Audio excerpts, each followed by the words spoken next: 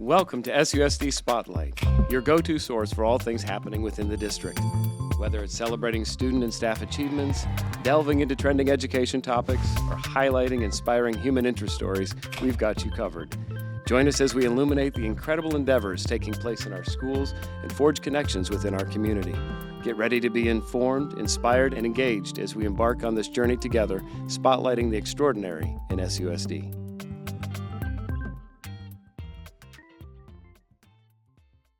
Welcome to another edition of SUSD Spotlight. We're excited to welcome into studio today Minda Dentler, who is a parent here in Scottsdale and author of the book, The Girl Who Figured It Out. Welcome, Minda. Thank you. Thanks for having me. We would love to hear a little bit about your story and what brought you to Scottsdale and kind of the background with respect to the book that we have in front of us. Yeah, sure. So I feel like I can say I'm a New Yorker. I spent 20 years there, and during the pandemic, about 4 years ago, we moved to Scottsdale, Arizona, kind of on a whim. My husband's sister and brother live in the area, so we were just looking for some relief in terms of childcare. Exactly. And so we didn't intend on staying, and then we did, and we were just so grateful for it. We enrolled our daughter in kindergarten at Sequoia Elementary, and she's been there ever since. So now she is a third grader. Well, we are so glad to have you as a family in our district. I also moved during the pandemic here and find Scottsdale to be an amazing place to live, work, and play also. Definitely. So tell us a little bit about your story, because I think it's compelling. I read the book yesterday, and I'm inspired by your own personal journey, and I think that our listeners would find your journey to where you are from your experiences in life to be something that would be interesting to them as well. Yeah, sure. I wrote this book. It's called The Girl Who Figured It Out. And it's really about my personal journey from being an orphan in India with polio to becoming an Ironman world champion. And it is quite a story, right? Like I failed in the Ironman in 2012, and then 2013 I was able to finish it. But it's really about like the whole growth of how, I started as an infant in India. I was born in 1978. And my mother was single, and she was not able to take care of me because she learned that I had contracted polio. And I don't know if you guys are familiar, or maybe your listeners may not be familiar, but polio is a disease that impacts your nervous system. And so for me, it impacted my legs, and so my legs are paralyzed. Fortunately, I was adopted by an American family, and I moved to Spokane, Washington at the age of 3. And, over the course of many years, I feel like, I have so many stories. Right. But what this book really focuses on is how I was able to transform myself from a little girl from India, and just that feeling of not necessarily belonging as a child growing up to learning about and getting going headfirst into sports as an adult. And my idea of fun was to do triathlons. And it was a 5-year journey from starting triathlon. And to be honest, everybody thought I was crazy, including my mom. She was like, why are you doing this? But for me, it was about, just proving to people that I could do it. And from the start, it took a lot of training and hard work. I traveled all over the world to do races, and then I found myself at the starting line of the Ironman World Championship. So can you tell us a little bit about what the Ironman World Championship is? What do you have to do in order to compete in that? Yeah, so it is a world championship race. You have to qualify. So I won my division in Europe that year. I'm also a wheelchair athlete, so it's called the hand cycle division. But what it entails, it's an Ironman triathlon. It includes a 2.4 mile open water swim. And this is in Kona, with sharks Hawaii. And other things? No, there's no sharks. Although my daughter thinks that there's sharks in every major body of water. Yeah. You swim in the Pacific Ocean in the Okay. Kailua Kona Bay, and then you bike 112 miles. It sounds exotic because it's Hawaii, but it's actually like filled with lava fields and it's quite desolate. And then you do a marathon or a 26.2-mile run, and it's a 90-degree heat, and it's a total distance of 140.6 Wow. miles, and you have to complete it under 17 hours. It's a lot of work, right? Like it's not like this was handed to me. It was like this opportunity that, I worked hard for, like from like learning how to swim at age 30 to doing my first triathlon with a bunch of people who really doubted me to really like taking on this dream or this idea to try to be the first female wheelchair athlete to complete the Kona Ironman. And, for me, it was all about like hard work, like believing in myself, and this idea to never give up. And these are the lessons that, I want to carry forward to my child, Maya. And I hope that people can get and share with not only the children in their life, but these are universal lessons that anyone can apply in going after their goals. So have you been in, I know you have already been to Sequoia to talk about your story. Have you been to Yes. other schools in Scottsdale or in other parts of the valley? Yeah. Yes, I have. It's been really neat.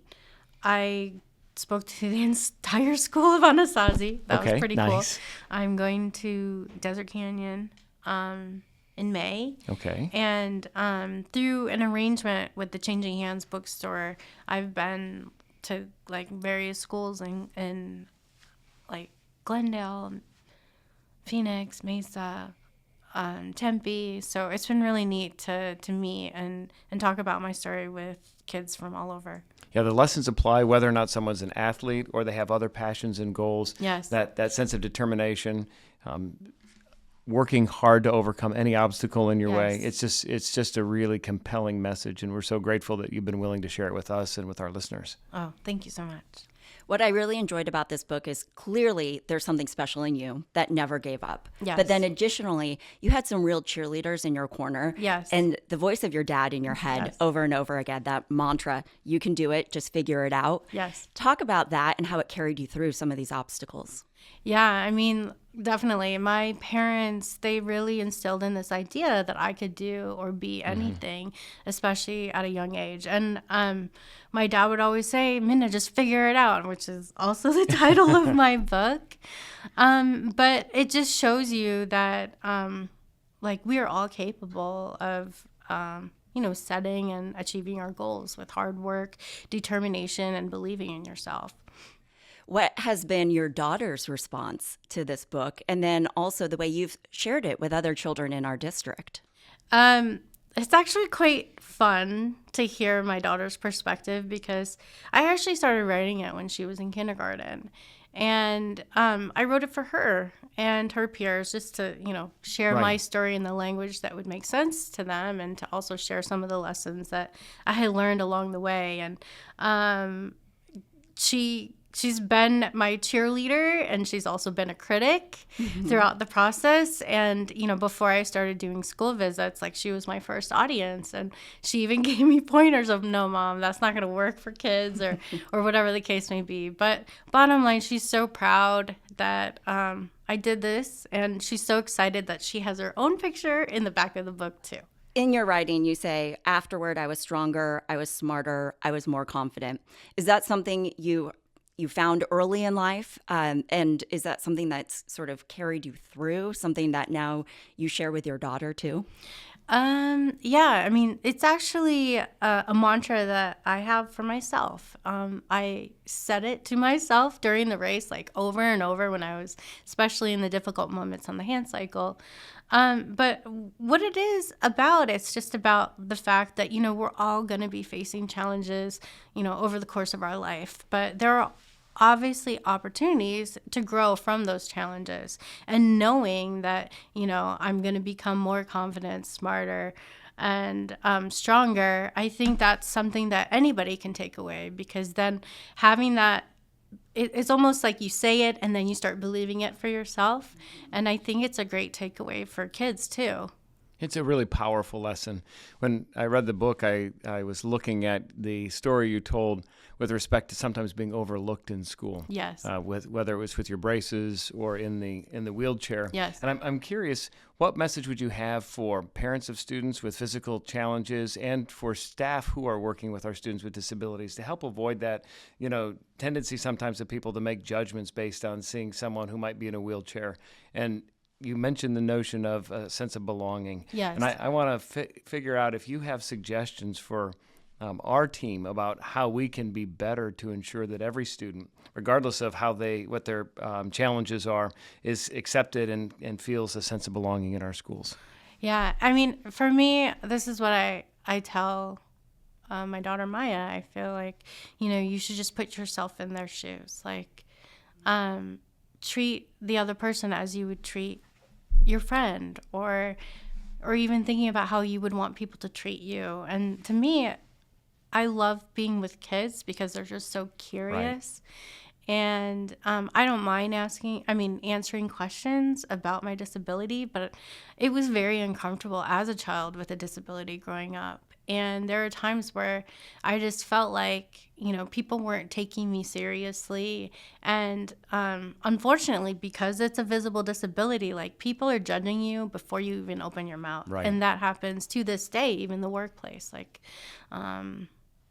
and I think it's about demonstrating, like, that you can achieve too. And I'm very internally motivated, and I'm this kind of person that takes action, and that's what I want to share with other people is like, if you're a person of action, you can and do so many things, but a lot of it has to come from yourself and that self-confidence that you have to build over time. And I think if you can project that self-confidence, I know it's so hard, especially as a child, because Right. being different is very difficult.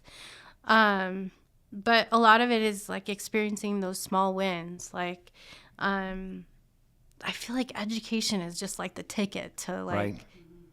to the world, right? Like, I focused on school. Like, that was my primary, obviously it was my responsibility growing up, but I knew it was going to be my door for everything. Like, I wanted to live on the East Coast. I love my parents, but I wanted to travel as furthest away possible. Exactly.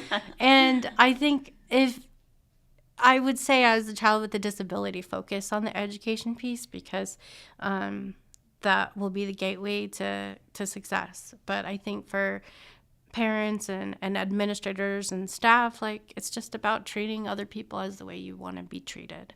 Those are powerful lessons, and I'm so grateful you're willing to share.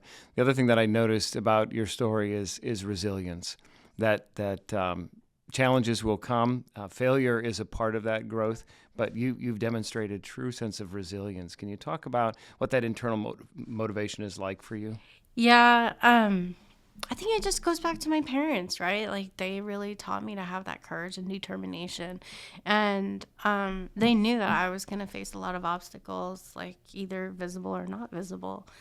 But that resilience is this idea that challenges are not forever. And the analogy with the race, like, there is going to be a finish line or an end period. And maybe it's not going to be the result that you want. Like, I've failed loads of times. But it's worth trying, and you just grow so much from it. And while it's not like a straight line answer for resilience, I just feel like it's just knowing that you've done your best and you're putting yourself out there, and over time you will get better and you will take on bigger and more challenges. That's like the only thing that's true about Right. life. Like, you will be dealt challenges, and a lot of it is about how you take it and how you move forward from it. Does your daughter share this same growth mindset? I hope she does. Yeah. But I think sometimes it's hard to see. I remember, so my daughter's a swimmer, and she swam at a swim meet, and she had to do the IM. And her goggles like started like fogging up, and like water got in them. And then she gets out of the pool and she starts crying. And I asked her, like, why are you crying? Oh my gosh, my goggles fell out, and da da da. And I was like, wow, do you know what? This is probably one of your best races, because you kept going. Right, exactly. Yeah. And like you didn't quit, like, and you stayed. Like she hung in on the race. Like I had no idea what had happened to her. That's a win. Yeah, total win. And then like it's almost like I wanted to celebrate that that experience more, because that's just the way life is going to be. Like it's not going to be a straight line. And her experiencing that now, she knows, like, yeah, if my goggles fog up in another race, or if things get hard, like she knows that she has the strength within to power through and overcome it. You still compete? I am still doing triathlons, but Okay. I'm not competing at the same level. I've been a triathlete for 16 years. I have done 40 triathlons all around the world. I actually signed up for another race this year. I think it's just a good opportunity for me to, I don't know, I like that feeling of working towards a personal goal outside of work. I'm still working full time. And it's been an opportunity for us to see different parts of the world too. What kind of work do you do? I'm an HR program manager for a large global insurance company. Okay, very cool. And what was the path that led you there? The path that led me there. I moved to New York City after graduating college. I started as a management consultant at Accenture. I did that for a couple of years. I actually moved into education, so I worked for the chancellor of New York City. Okay, right. For a couple of years, managing like communication initiatives, as well as they had a supplemental educational program, which is like free tutoring services for school low-income students. And then I got my MBA, and it was my opportunity to really get back into business and get into financial services. And so I've been at this large global insurer for 16 years now. Well, Great. that's a great run. So we like to ask our guests, as we think about what our listeners might be interested in, if you have a teacher or an experience in your K-12 education that really stands out as something that you would like to celebrate or elevate as kind of one of those signature moments.